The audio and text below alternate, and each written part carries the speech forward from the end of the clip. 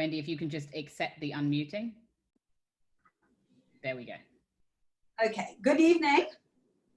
I'd like to welcome our two guests for tonight, Tony Leon, past leader of the Democratic Alliance, and Richard Spring, Lord Risby. They will be in conversation discussing political leadership at a time of great crisis, South Africa, from de Klerk to Ramaphosa. Before I hand over to our two distinguished guests, I'd like to make a brief introduction. For nearly 20 years, Tony Leon was a member of parliament in South Africa. And for 13 years, he led the Democratic Alliance. He is the longest serving leader of the opposition in parliament since the advent of democracy in April 1994. A trained lawyer, Tony actively participated in the critical constitutional negotiations that led to the birth of a democratic South Africa. He has been at the forefront of national and international events, both as a front-ranking parliamentarian and renowned orator and writer, and as vice president of Liberal International. On the nomination of the president of South Africa, he served as South African ambassador to Argentina, Uruguay, and Paraguay, based in Buenos Aires from 2009 to 2012.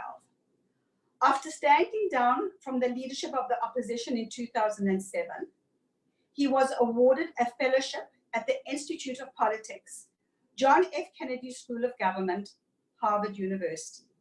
He led a study group and seminar series on development and democracy in Africa. In February 2015, on the occasion of its 90th anniversary, Rotary Club of Durban awarded him the Paul Harris Fellowship in appreciation of tangible and significant assistance given for the furtherance of better understanding and friendly relations amongst peoples of the world. In 2016 and 17, he was visiting professor of political practice at the Lauder School of Government, Diplomacy and Strategy, the IDC in Herzliya in Israel.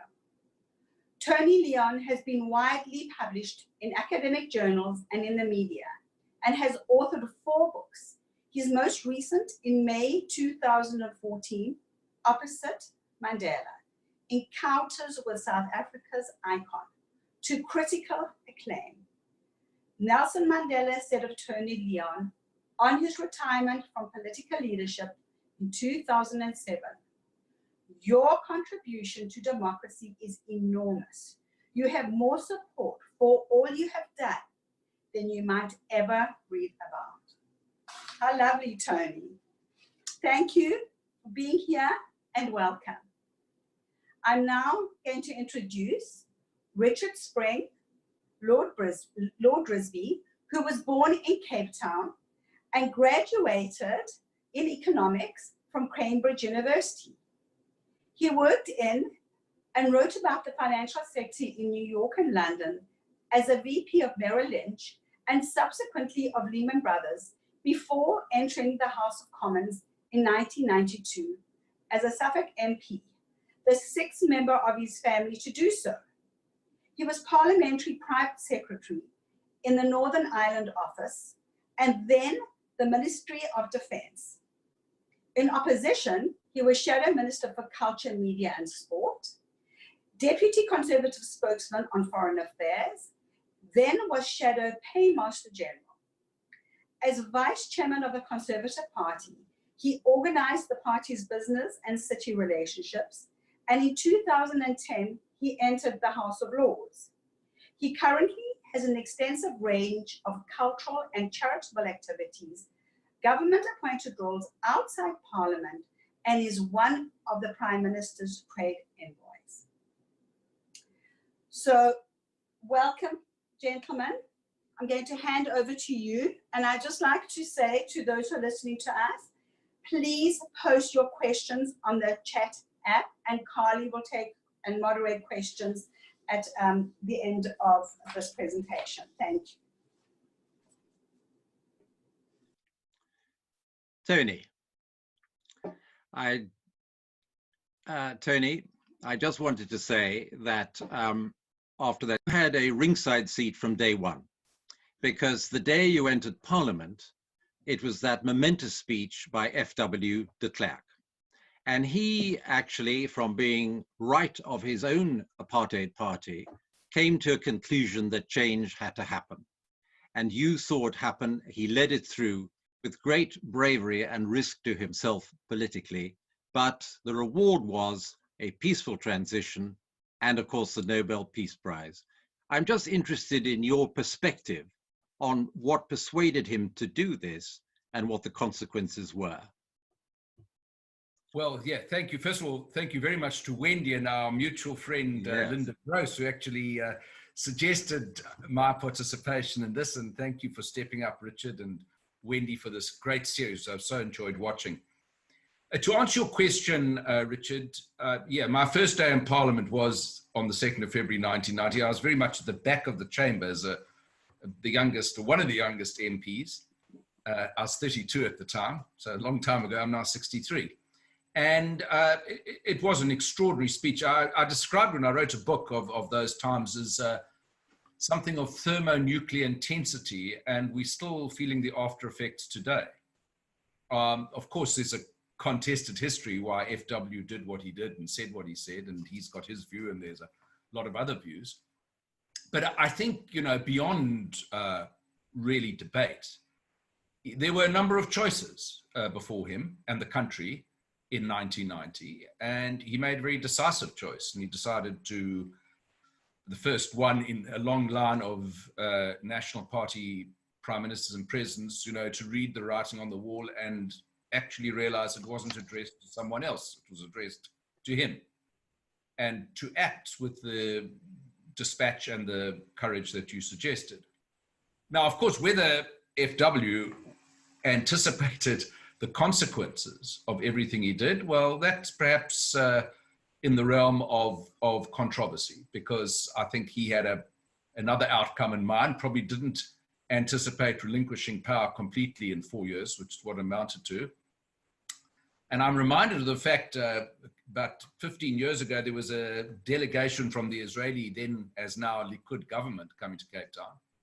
And there was we had a dinner at Philip Krawitz's house, Cape Town businessman, and this very junior Likud deputy minister called Yuli Edelstein. And he's now, I think, the Minister of Health and was the speaker. He rose very prominently in the Likud ranks in government afterwards. And he just met with two of the National Party negotiators, Rolf Meyer and Pik Botha, just before we had our dinner.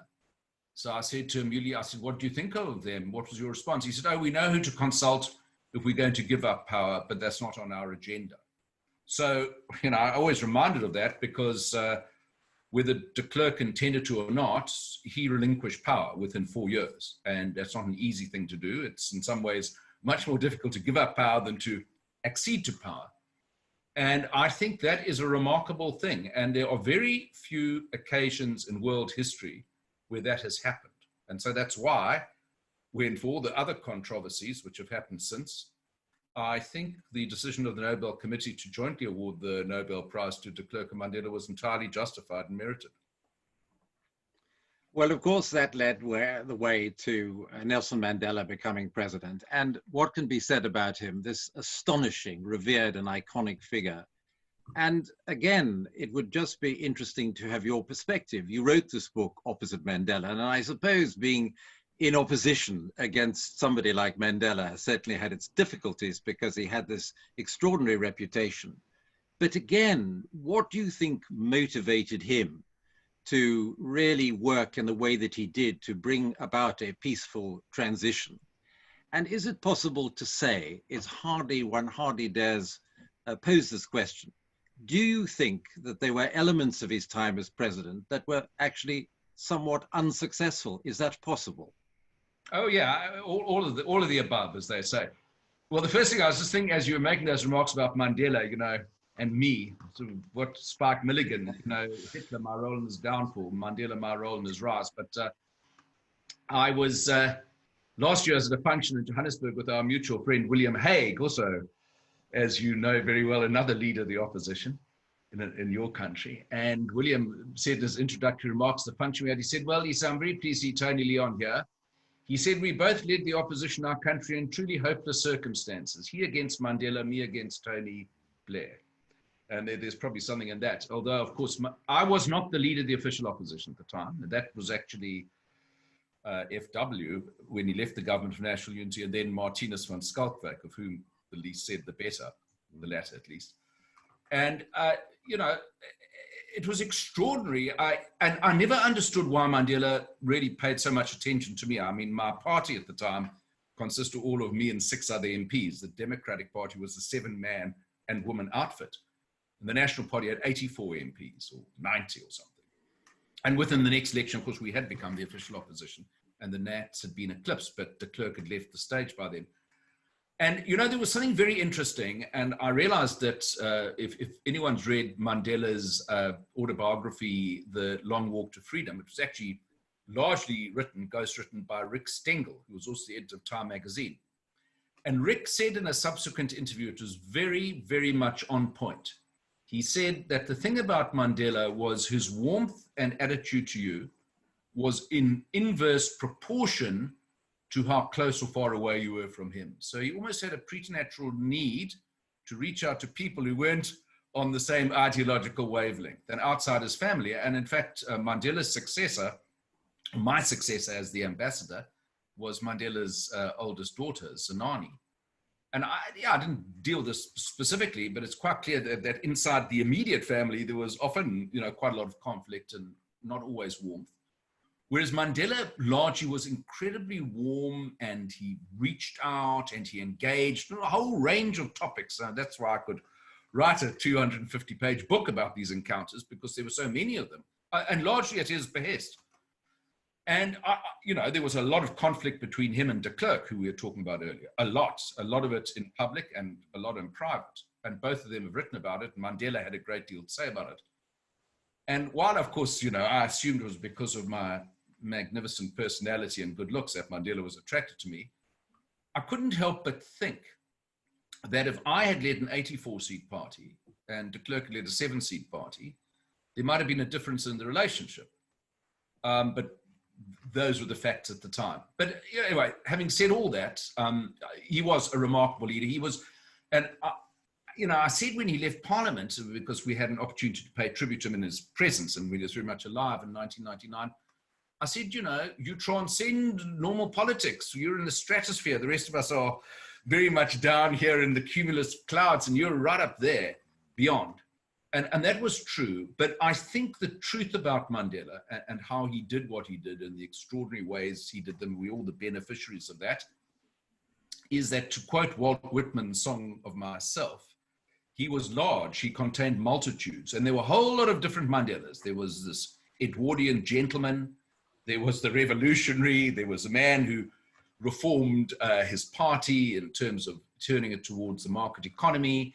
There was all that.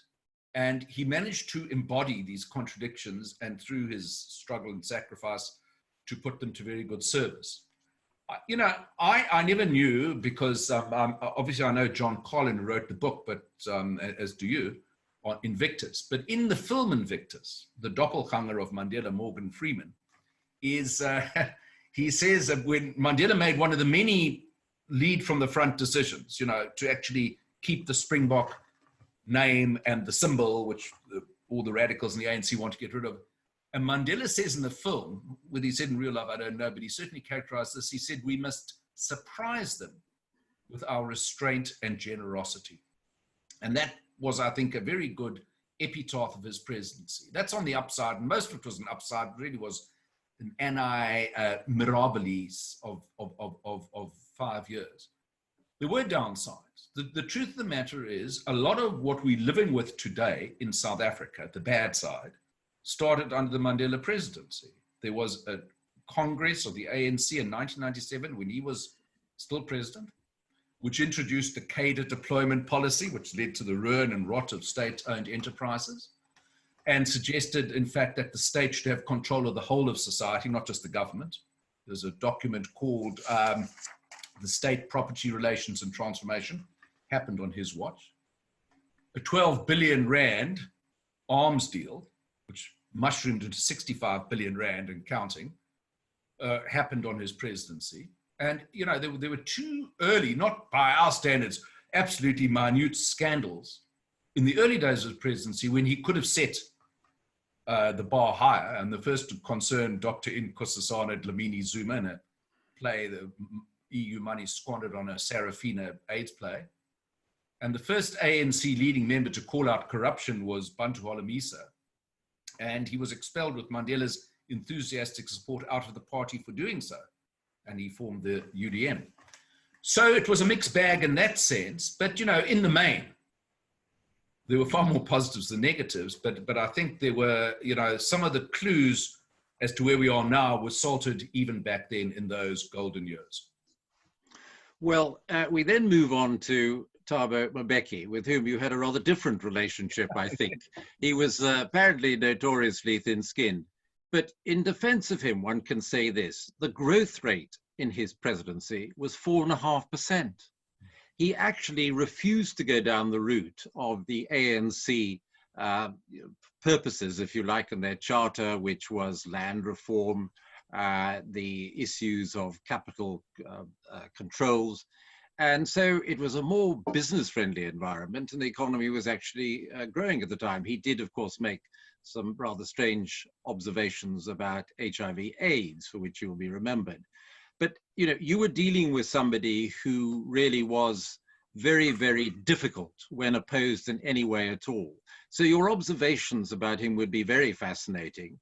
And also there are some who do believe, picking up the threads of what you were saying before, that actually some of the problems that really began to emerge in the country started more so under his presidency.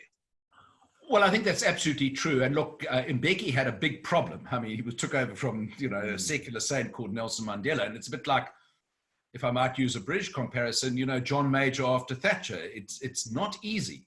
Or Pompidou after de Gaulle. You have these huge figures, and then the next chap or woman comes along, and you've got, you know, big shoes to fill. And, you know, Mandela basically said to me on one occasion, when I was still head of the opposition and he was out of it, that Mbeki refused to take his phone calls. This was at the heart of the AIDS controversy. And, you know, you're quite correct. I mean, I don't want to make light of that. The Harvard study suggests that because it wasn't just his views, it was his refusal to allow antiretroviral treatment of HIV/AIDS positive people. They reckon we could have saved 300,000 more lives in this country had he not had those bizarre views. But you're quite right. He kept himself in a very tight echo chamber of only the true believers and the worshippers.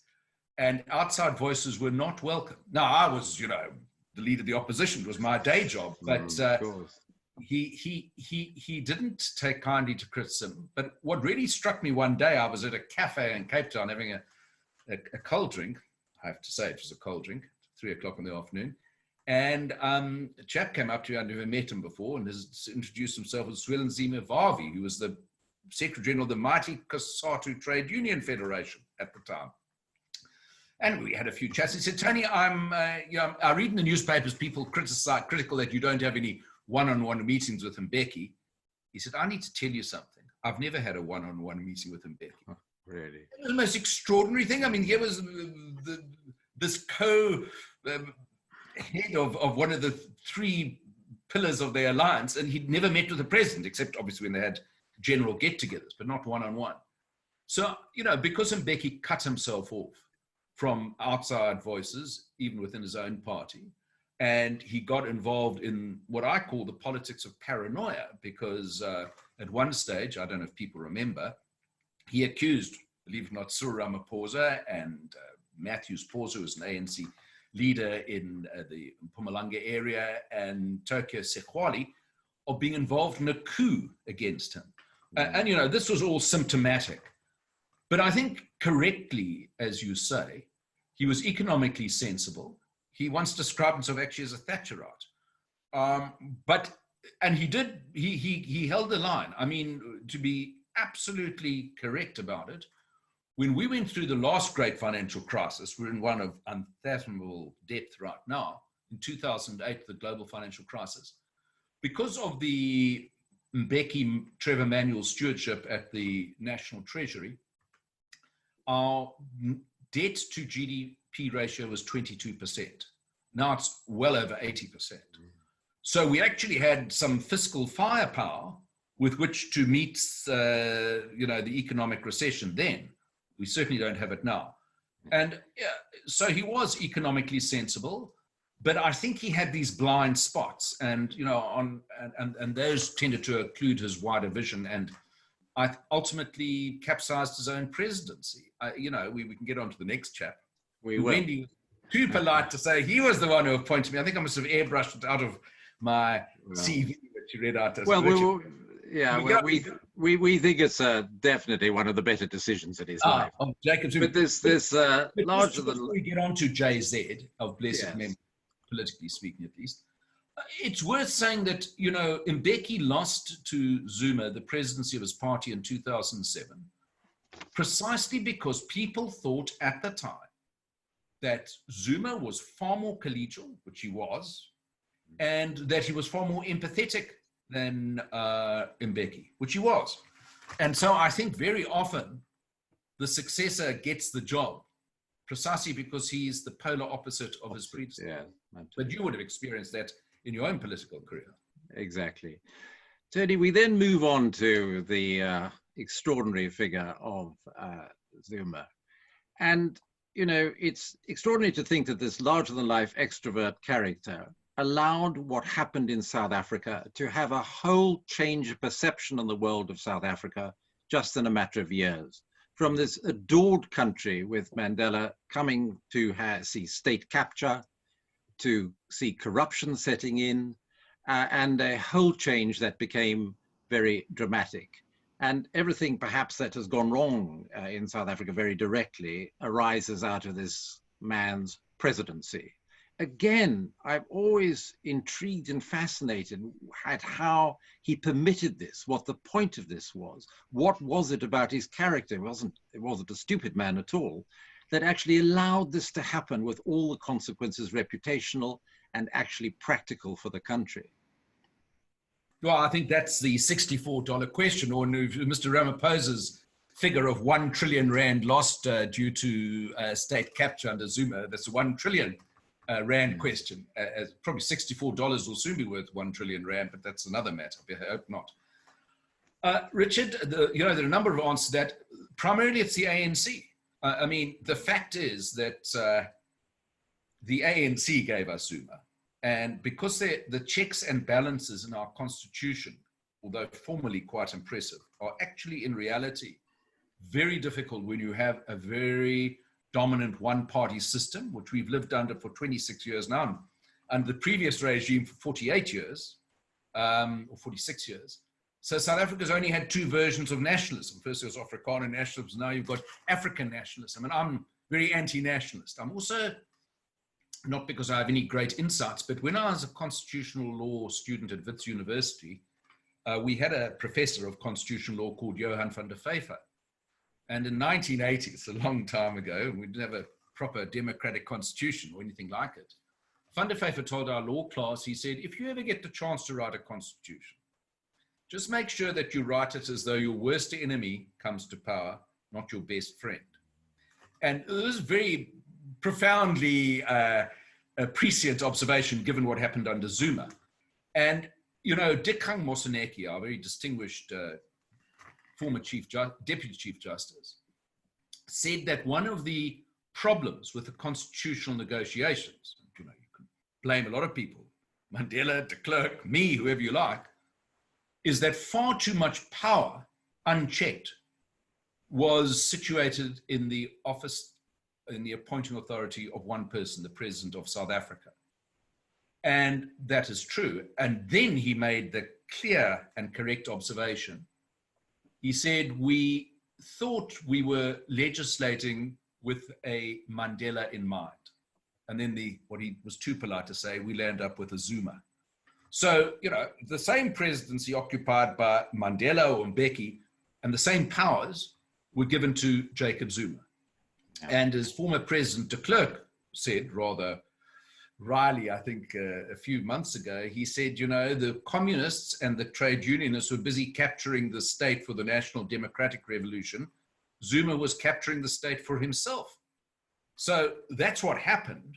Why it happened? Because A, we have too many powers vested in the president. B, the checks and balances don't work properly under the South African Constitution. C, the party in power is still regards itself as a revolutionary movement, bizarrely, not as a constitutional government, and very often behaves more like a revolutionary movement, even though it is heading a constitutional government.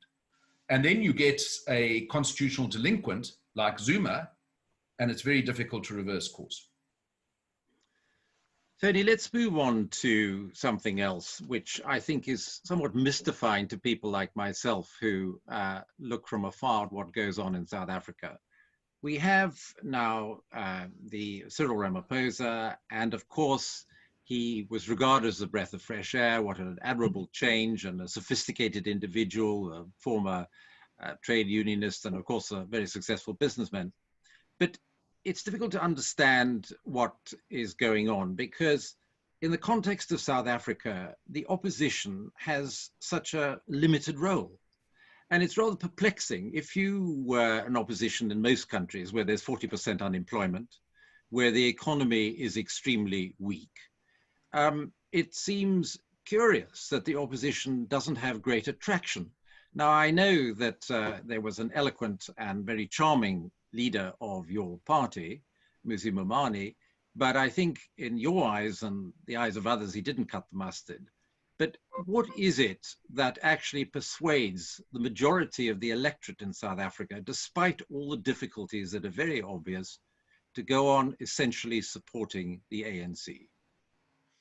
Well, that's, you know, I spent 13 years trying to understand that riddle, and I sort of gave up. So that's why I stood down at the age of 50 from leading the opposition. It's very difficult. And, you know, I was very struck. I was just, you know, reading, someone sent me a book about opposition leaders in South Africa. I only got it today. And there's one, and he used a phrase that South African novelist Christopher Hope wrote when he came back to South Africa to look at the liberal, he looked at things. He described the liberal opposition as called the PFP, which I was a member of at the time. This is in 1987, if I can read it to you. He said, opposition is rather like the distant particles of the tail of a comet, with no chance of influencing the giant icy head rushing into the unknown. I thought, what a brilliant description, then as now. So it's absolutely true. I mean, let's just take an obvious, for example, for instance, compare it to your situation. So you spent many years on the hard benches of opposition, dear Richard. Oh, absolutely. Tories were not, for a while, the natural party of government. Horrifying experience. Horrifying experience, yeah. So, you know, let's just take one instance of the House of Commons, how it works, which you were a distinguished member of so many years. You have today a situation where you have a Labour MP who is the chairman of your committee on Brexit, I think, Hilary Benn, or some sort. And so individual MPs, although they're obviously elected on the party ticket, as they come from constituencies, have very considerable autonomy, and they exercise it. That's why in your current row over your friend Dominic Cummings, you've got 40 MPs of the Tory party who've broken ranks and said either he should resign or he should apologize, or both in some cases. And people, you know, they might incur the disfavor of the whips, but they live to fight another day politically. For various reasons, we have a closed list proportional representation system. So it makes political party activity in this country fairly stultified. On the bigger question, why people keep voting, you know, use Mr. Callahan's phrase, like turkeys from early Christmas, to vote for the party that brought them a lot of unemployment, misery, 63-day hard lockdown, whatever it is. Yeah, I think a lot of it has to do with identity politics. You know, we are very much, as many other countries are, on the thrall of identity politics. And, you know, despite Mmusi Maimane's charm and eloquence, and I had to look into that last year with two colleagues, why the party went wrong, and he resigned after our report.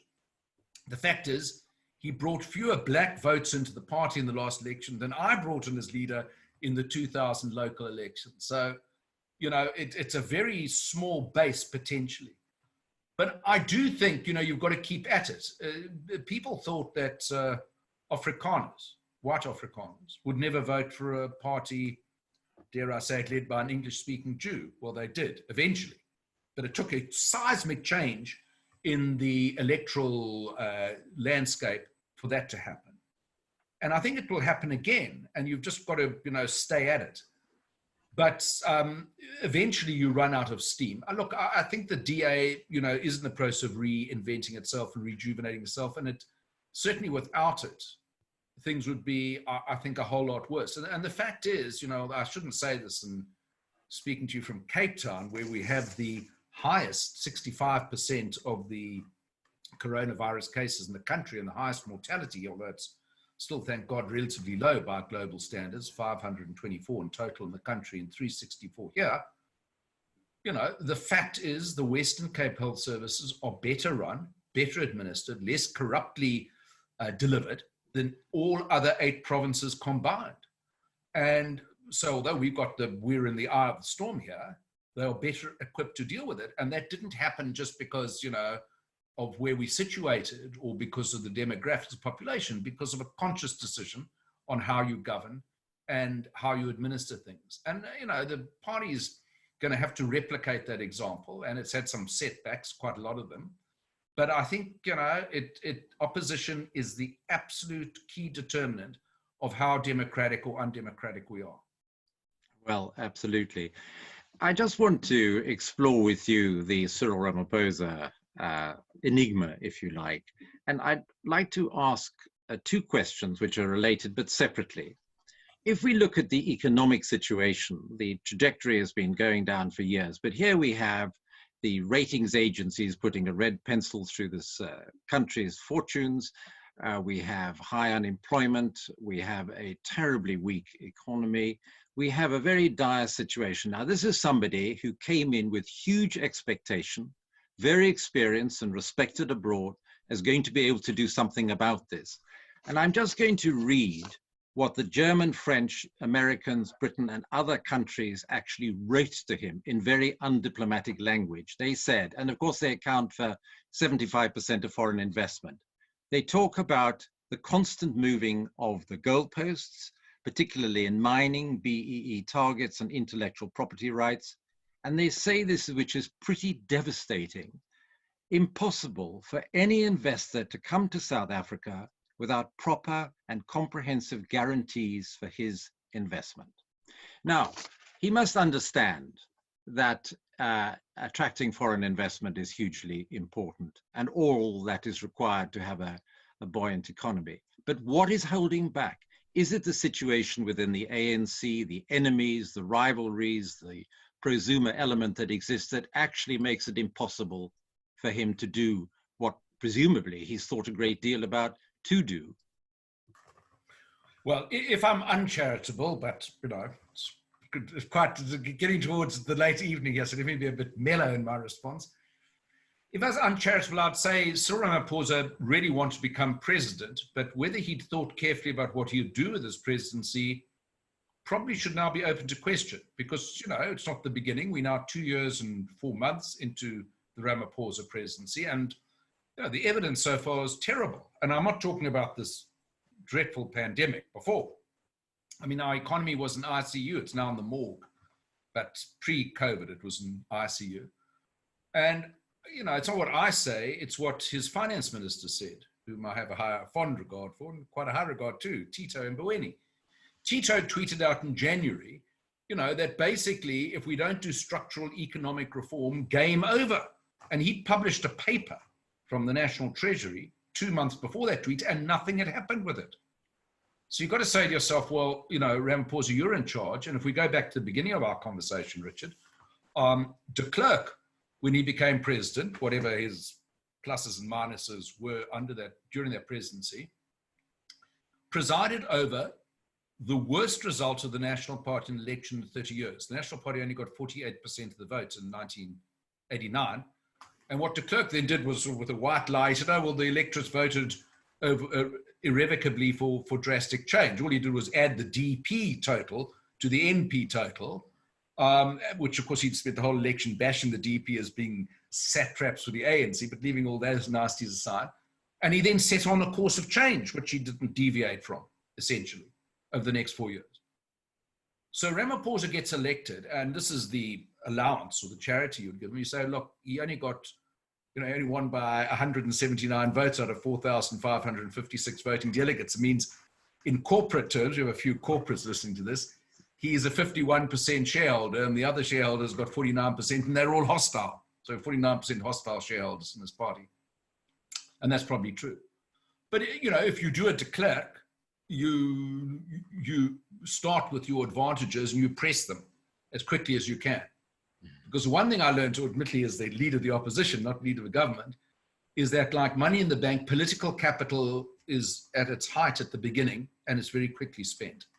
So now we're almost reaching halfway through the Ramaphosa first term, and he has little to show for it, precisely because I think he wasn't bold enough. I think he was too timorous. And he didn't take advantage of the situation when he could have at the beginning.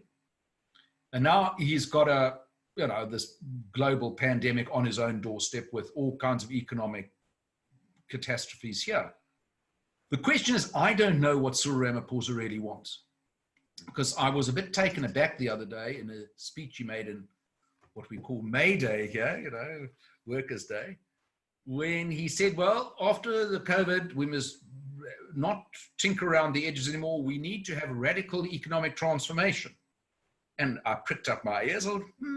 That's a familiar phrase. It comes from the Jacob Zuma Bell Pottinger playbook, radical economic transformation. The fact is that actually it's those devilish white monopoly capitalists like the Oppenheimers and the Ruperts who've overwhelmingly funded the Solidarity Fund, which is keeping this country going in these terrible times.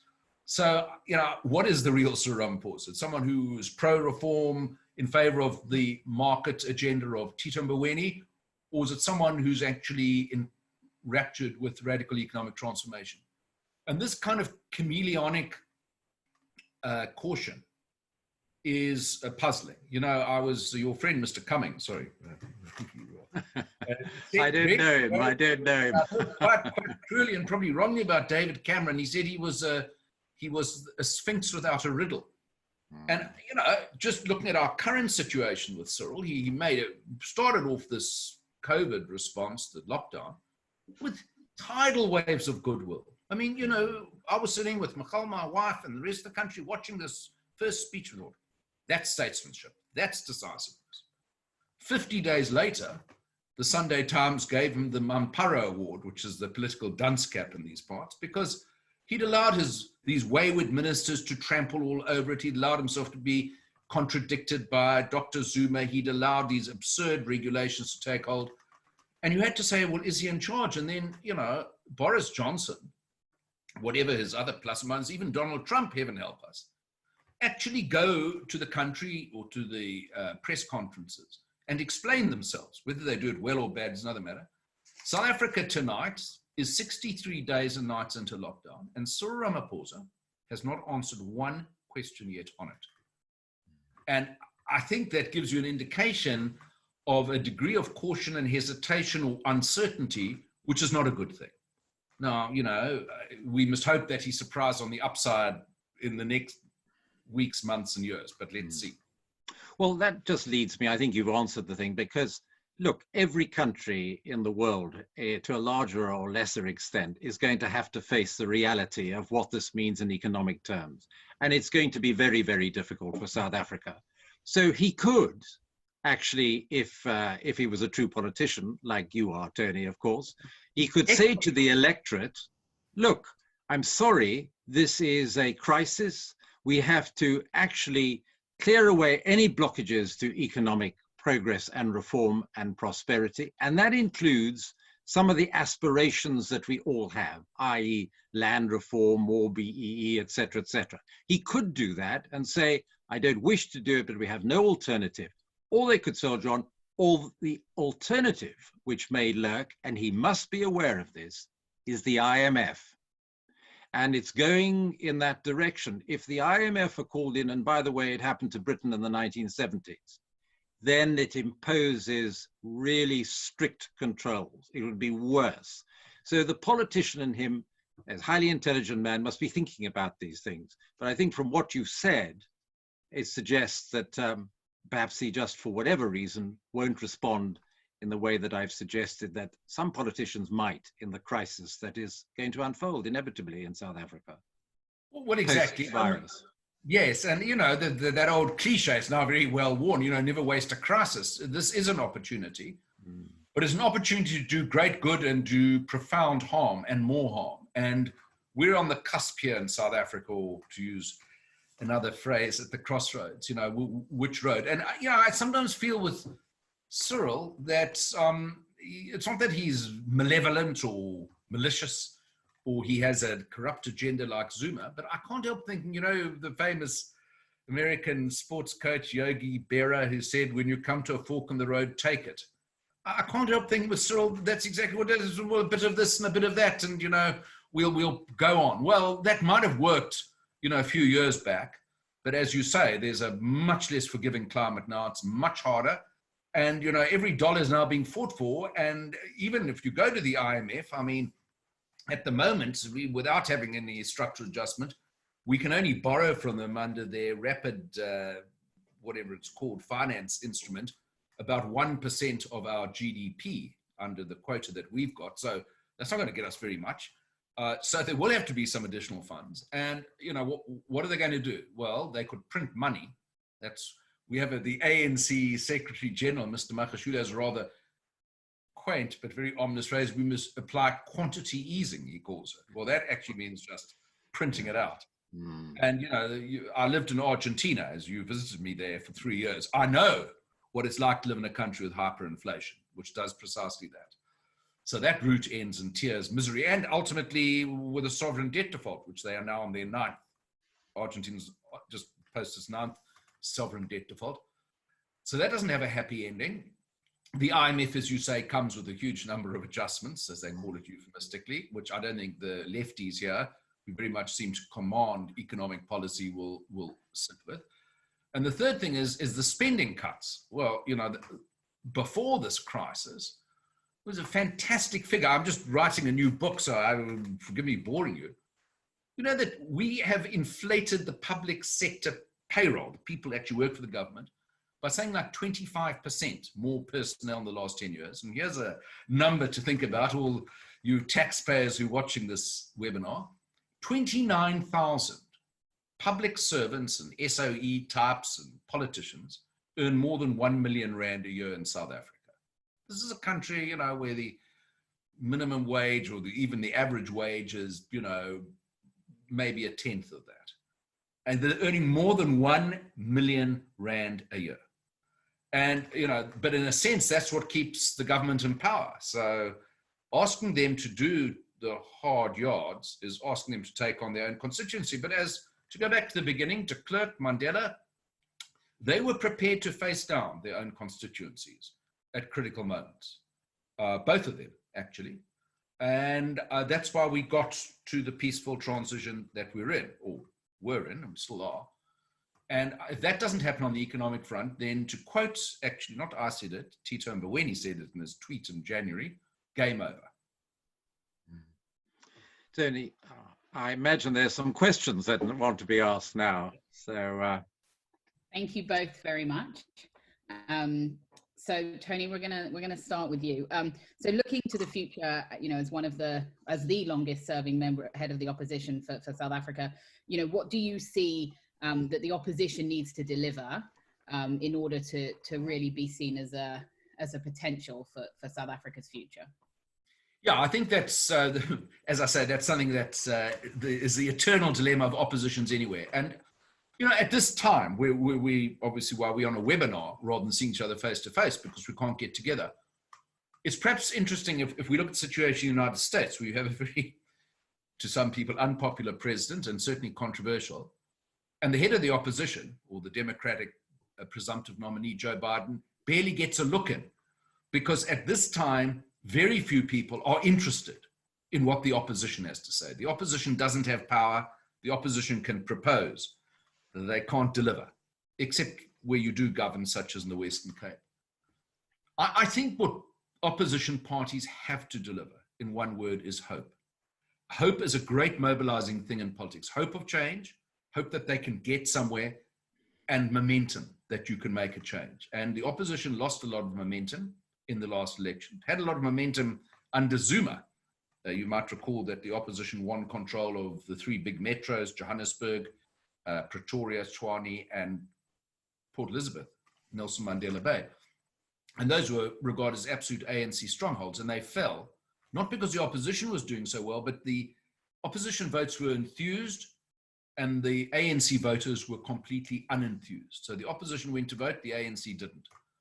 And they've got to rebuild that sense of momentum and trust. And it's a complicated thing. And if they do that, I think they'll do well. If they don't do that, they won't. And it sounds very simplistic, but there are a lot of moving parts on that statement. But that's what's got to be provided. And, you know, I must wish them well, because as I said earlier, without an opposition, you live in a one-party state, and that's not a very happy address. So continuing on that vein, in terms of healthy democracies, obviously another key feature is the media. As someone who regularly writes for media around the world, you know, what's your view on the South African media in general and its health, but more than that, on how they've handled the COVID crisis and held the government to account? I think it's very much a mixed bag, if I might say that, Carly. I think we've got some amazingly good investigative journalists and units here. And one of the reasons that we had so much exposure of the state capture, although it took a long time for anything to happen about it, was precisely because of investigative journalists and media units dedicated to that, and a lot of public philanthropy that helped fund those media outlets. And that was a vital task that they performed with distinction. On the other hand, the media tends to be, and it sounds a bit contradictory, very credulous here. So they're almost too reverential towards power. They've, I think, always had a difficulty. I mean, there's no way on God's good earth, no way, that any single journalist in South Africa would be as confrontational or as direct as your average British journalist is at a news conference with Boris Johnson, number 10 Downing Street. Just, it's not in the realm of possibility. There'd be a deference, there'd be an awkwardness at all levels. And I think that's always been a part of the problem. You know, I was reminded of the fact that the editor of one of the major dailies in Britain, I think it was Piers Morgan, when he edited a newspaper, he phoned up John Major when he was Prime Minister, this mighty, maybe it was mighty office, number 10 Down Street, and said, hello, I can't do his accent. He said, hello, John, I just want to phone you. When you open the paper tomorrow, you're going to see I've poured a bucket of shit all over your head. And, you know, it just doesn't happen here to the same extent. Now you can argue there's different culture, we're more respectful or whatever. But I think that allows government to get away with more than it should sometimes. And particularly under COVID, there was at the beginning a huge amount of deference towards government that started to change very rapidly under certain ministers. And now, as I said, the Sunday Times gave Ramaphosa, deservedly, a dunce cap, the Mampara Award. So I think they're now realizing that you can't take the government on trust on a lot of issues, and you must start from a position of skepticism. So it's a mixed bag. Look, I think the real problem in the media in South Africa is not their credulousness or not. It's the fact that they're in dire straits. As you saw in Australia today, I don't know if you saw, I think Murdoch's closing 100 titles across Australia. So South Africa, you know, practically every magazine has closed its doors since this crisis began. And so I think financially and economically is a much bigger threat to the media here than anything else. And what we are doing, incidentally, Wendy and Carly, is in a way what the media can't do. Well, maybe they can have webinars, but this, after COVID or during COVID, people are going to say, well, I like this. I might not like tonight's little engagement, but this is what I want. And for print media, that's a big problem. Given your diplomatic experience, you know, South Africa is well positioned on the world stage to be, you know, an African powerhouse. How do you feel Ramaphosa has looked to represent South Africa on the world stage, and has he taken that mantle? Yeah, look, I think If I can, the first time I saw Ramaphosa as president was actually in New York. I mean, it's bizarre, but I hadn't seen him much recently after he became president. I'd left politics, and I was in New York during the United Nations General Assembly week, and he was giving a speech at a hotel in New York, and I went along with a friend of mine. And he spoke, and he didn't really say very much that was memorable. But someone said to me, who was there, an American lobbyist on Africa, said, "You know what the amazing thing about Ramaphosa's speech?" And I didn't think it was an amazing speech. He said, I said, "No, what's amazing?" This guy's name is Tony. So he said, he's giving it a not Zuma. So I just think not being Zuma hugely changed the perception. I mean, Zuma really took South Africa into the international kind of gallery of left behinds and lost causes. And you know, just Ramaphosa's presence, his articulacy, and his serious-mindedness changed that almost overnight. So I think that was important. He is now the chairman of the African Union for the year. So whether he does much with that, we'll have to see. Yeah, so I certainly think he's a credible figure in international councils. But, you know, having credibility and the presence that he has, because he has very good presence, those of you who've seen him and met him know that, you've got to actually have something to say beyond your calling card. And that's perhaps been a little muffled. Lord Risby, with you on the line, as a Brit, I do have to ask, with your role as the EU External Affairs Committee, obviously the Brexit negotiations continue whilst COVID takes hold of Europe. Where do you see us coming out in the next few months? Do we crash out deal-less because of COVID, and where do you see that? Well, I think in an odd sort of way, COVID has done one very clear thing. The eyes of Europe's leaders have not exactly been on Brexit. And this has actually made it quite difficult for Barnier, who's the negotiator, to actually get some traction on some of the more controversial subjects, in fairness to him. But they are starting to move.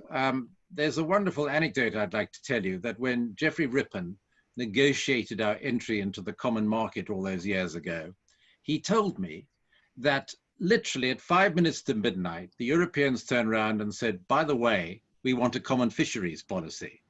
And, you know, this hadn't even been discussed properly. So he contacted the then Prime Minister. It was a great Europhile called Ted Heath, who said, oh, well, you better give it to them. And of course, this is such a peculiar emotional flashpoint because in economic terms. But what is interesting is that the Europeans now recognize that that has got to end. The discussions about the financial sector have gone better than expected. But just under the surface, I can tell you that the negotiations going on between the United Kingdom and the United States are going very well indeed, as are the negotiations with the Japanese.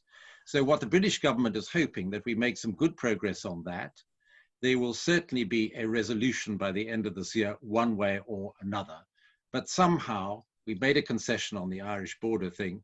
I suspect we'll cobble together some sort of deal in the end. But as usual, and anything to do with the European Union, it'll be at the 11th hour. Thank you. Tony, turning back to Mandela, and given your interest in him, where do you see his legacy today, and how does it get carried forwards in generations to come for those South Africans who don't hold on to the memories either of apartheid or of seeing how he steered the country after? Well, you know, Mandela's I think George Orwell said of Gandhi, you know, if you probably give Gandhi sainthood, you've got to rescue him from under a collection of tissues and saccharine or something. So, you know, Mandela at one level is sanctified and is almost beyond criticism. And at another level, his legacy is deeply contested because Mandela's life was so long and his political involvement so intense over decades that there were bits of Mandela that you can appropriate for the EFF. It's revolutionary in the 1950s, the armed struggle. And if you're a kind of believer in what we would call a market-based economics and racial reconciliation, there's the Mandela of the 1990s that you can say, well, Mandela said. So he's almost a talisman for a whole diverse set of beliefs which mutually contradict each other. And that's because he evolved. He, you know, to use Keynes' expression, when the facts changed, he changed his mind. And so I would say his legacy is contested. It's almost, but to be honest, despite the enormous regard the founding father, there are very few MPs. I was reminded by a colleague of mine who was in Parliament that there were only 6 MPs left out of 400 who actually were around during the Mandela presidency today, and probably about 2 members of the cabinet, which Tito Mbowene's one. I scratched my head to think of another one, who were Dr. Zuma, heaven help us. She was in Mandela's cabinet, but maybe 2 out of 25 members of the cabinet actually experienced Mandela's leadership firsthand. The rest of them, it's a derivative.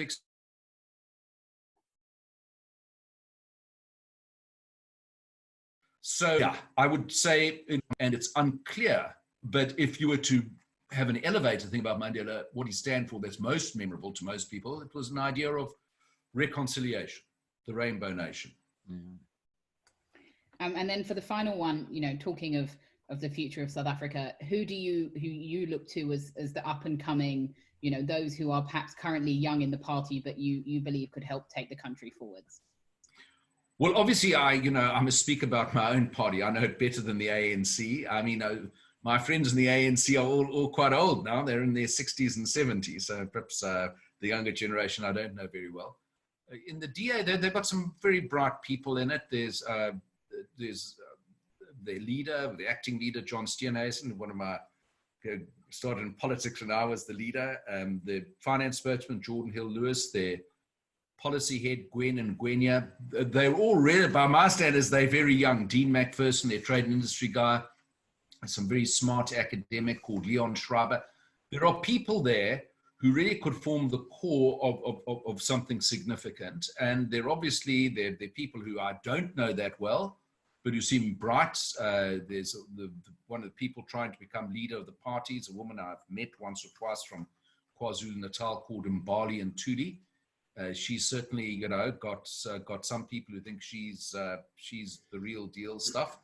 So I think, I think there is, it's got vibrancy in it, the party. On the other side of the aisle, of course, there are a lot of young people in the EFF. Their views to me are bizarre and their conduct extreme, but there are obviously people there who are very articulate and well educated, and in the ANC as well, although that party is something of a gerontocracy, because I've got to say, if they took their own advice and they told people of my age group in the 60s, or I won't say in which age cohort Richard is, because he's got this amazing facial appearance, which belies he's a year or 2 older than me. Most of the ANC cabinet are actually, by my eyes, are septuagenarians or octogenarians. I mean, they're very old. So I'm not sure there's that much renewal coming through them right now. But maybe there is, and I'm not aware of it. Thank you both very much. I'm just going to unmute Wendy. Okay, there we go. Okay, well, thank you, Tony. And thank you, Richard. That was extraordinarily interesting and insightful presentation. Our present situation, as everybody can hear, is extremely challenging. And as you say, we are at crossroads, and the road ahead indeed looks fairly disheartening. This is the most beautiful country with the most wonderful people. Our wish is that President Ramaphosa takes up the baton, uses this opportunity to lead the country, to lead from the front, and by modeling himself on his mentor, Nelson Mandela. And as you say, give the people hope. Tony, I know exactly why Nelson Mandela paid you so much attention. He was responding to your natural warmth, your commitment, your intellect and leadership skills, and the love that you have, the love that we all have for our beloved country.